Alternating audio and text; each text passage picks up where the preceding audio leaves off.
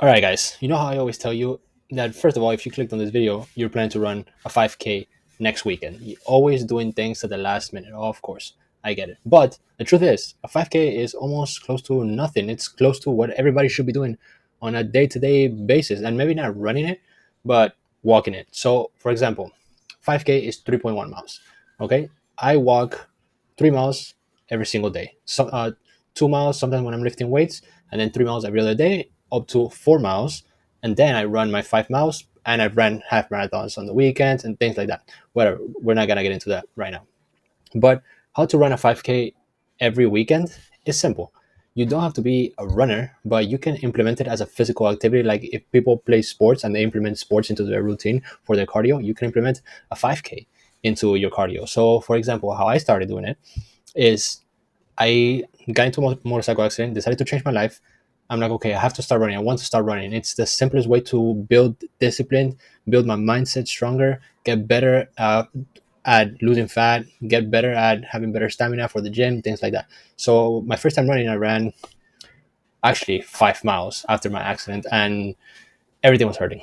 But 5 miles I have never done before, and it made me realize, wow, I can actually do this. So little tip: the shoes that I wear now, which are Hokas, there's different running types of shoes. But I chose Hoka because they were the first ones that I saw, the first ones that I tried on, and I've been wearing them for more than 2,000 miles, which is crazy to say.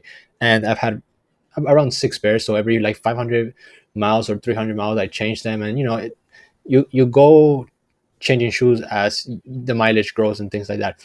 So anyway, I ran those 5 miles. Everything hurt, but I knew I could do at least one by myself, right? Because I ran with a group that time.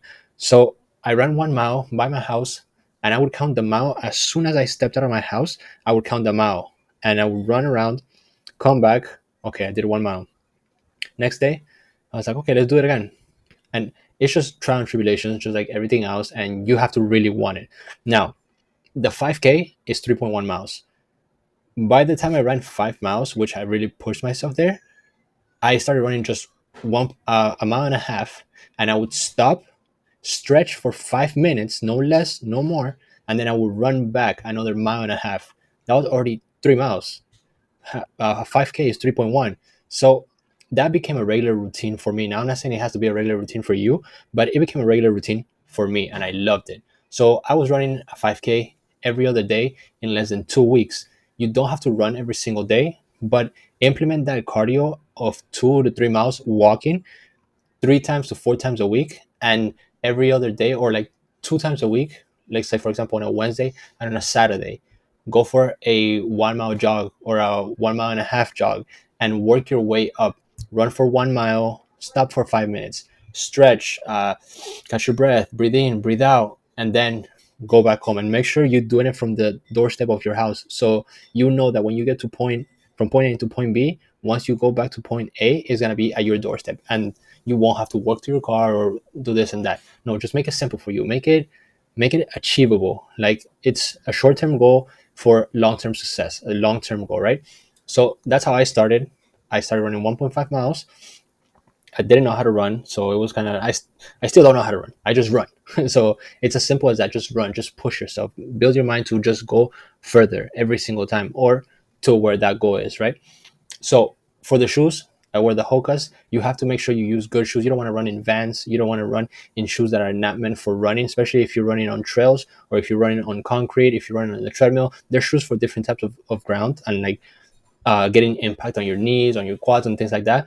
So just look up for shoes through what kind of running you're gonna do: trail, treadmill, street, track. So there's different shoes for track. I wouldn't recommend you guys getting them if you're just gonna run a 5K, because they're more like you can get them, but they're for sprinting. And I don't do sprinting, which I should, because you have to do kind of like drills, like real sprinting drills to get faster and to just accommodate your body to do longer distance. But I honestly don't do that. That's not what I like doing. I like running long distance, but I like my pace and I like running the distance that I run. So I have no problem with that. But if you guys want to run a fast 5K, like under 20 minutes, you can train for that. Yeah, of course. But if you just want to do a 5K for the sake of it, saying that you did it and saying yeah, I do a 5K every weekend. It sounds cool because people just do 5Ks randomly just for donations, like to a charity or the special events, dog walks, things like that, right?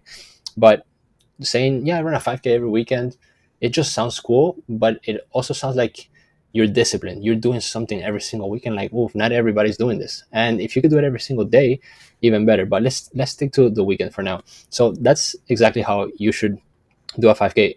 Another thing that could help you run a 5K for your first mile and a half, which a mile and a half should take you about 18 minutes. If you're running, it should take you, let's see, 10, maybe 14 minutes, 15 minutes for a mile and a half. That's what, 4 or 5 songs, maybe 6 songs on your playlist. Go ahead and don't listen to podcasts.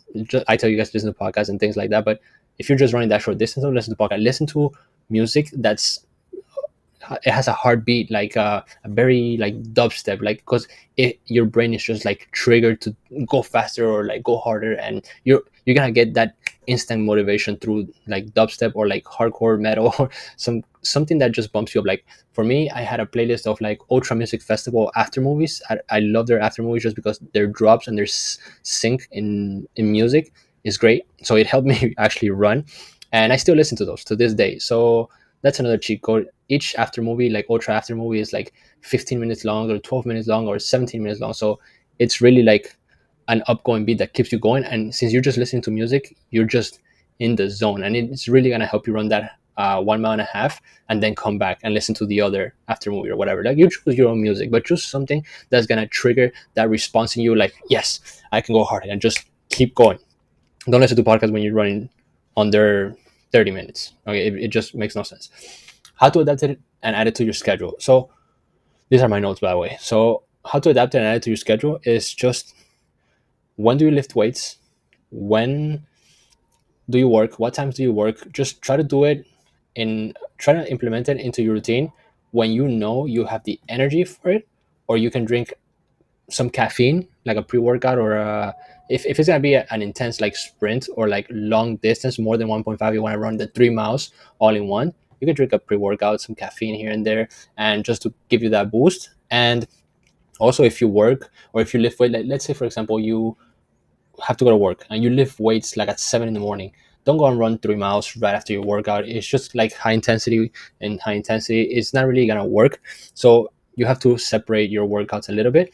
So I wouldn't suggest that. Try to do the 3.1 miles, the 5K, on days that you don't lift weights, so you can focus on that only, and your body spends all its energy and mental energy obviously too in running, so you can accomplish that even faster. Because if you just got out of a 2 hour workout lifting heavy weights, so 225 on the bench, boom boom boom boom, and you have to run 3.1 miles, bro, you might be able to do it. Yeah, you can do it. It's just you're just destroying your body. You're not gonna be at your best effort if you do that. So just don't do it. Leave the running, that high miles, for yourselves if you just started running, which is the 3 miles, for a day that you do not lift. So just find a way, a day in the week, just like I told you guys, Wednesday or Saturday, to say, okay, these days I'm not gonna go to the gym.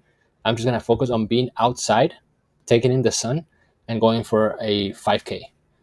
I'm gonna run a mile and a half, and it doesn't have to be a mile and a half. You could do even 1 mile, stop, stretch for 3 4 minutes, boom boom boom, run another mile, or run half a mile, run half a mile back to that same point where you finish your first mile, 5 minute stretch, boom boom boom, and run again that last mile to your doorstep, and you're done.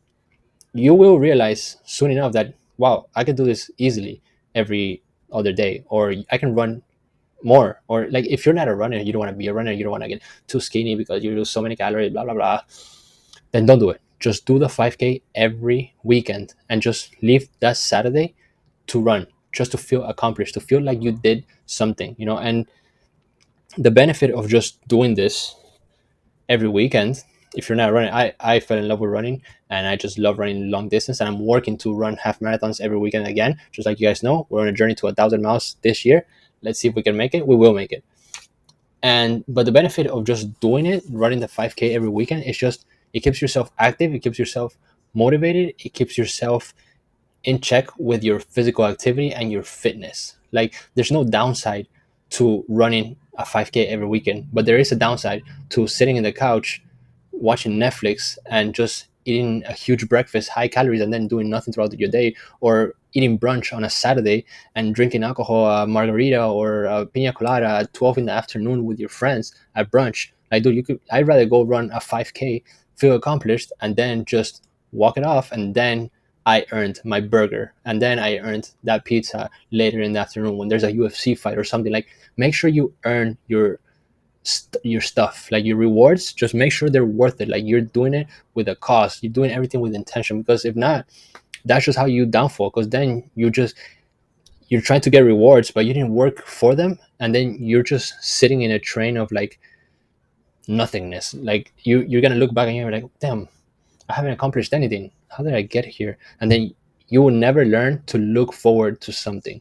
You're just gonna, you're not gonna expect life to throw curveballs at you. So anyway, that's a whole another topic. I just want you guys to be motivated and just be inspired to do better. And this is how you should be able to run a 5K every weekend. How I started: pick out shoes, change my shoes automatically after my 5 miles on that day, February 13th. I'll never forget. I changed my shoes. There were some Adidas shoes. Changed my shoes. The shorts. Bonus tip: the shorts I use short. I buy 5-inch shorts with the spandex in the bottom, like spandex shorts under, like the tights. Um, and they just hug around your thighs, and they feel so good. Like, they're super good for running. So I suggest that. I got a bunch of shorts to run. Music: I did a playlist of the Ultra Adapter movie. I did a playlist with hip hop. I did a playlist with rap, and I did a playlist for rock. So depending on the day and how I feel, I listen to that. Make sure you're not listening to podcasts, because it just drags down your mile, and you're gonna feel like, the podcasts are too chill when you're trying to run fast or like exhaust your body to the limit. So yeah, not a big fan of that. And adapt to your schedule. Make sure you make it a priority to be fit, to be a better version of yourself, to put it into your routine and just make it happen. There's no reason why you shouldn't be making it right. And the last thing I spoke about, it's the benefit of doing. There's no downside to it, man. There's literally no downside. You learn better stretches. You learn how your body reacts to high intensity activity. You learn how much you can push your body once you get to a certain point and you want to push further. Or if you don't, that's fine. But you got somewhere that you wouldn't have if you didn't watch this video and put that in your mindset. So guys, this is how you should run a 5K every weekend. This is how you can do it, and this are just simple steps that you can take to start running and be motivated to just accomplish something small, a short-term goal for a bigger picture, bro. Like, this is what we should be doing every single day or every single weekend, trying to accomplish something new. And that's what I want you guys to do. So like, subscribe, share with your friends. Thank you guys for watching, and see you guys in the next video.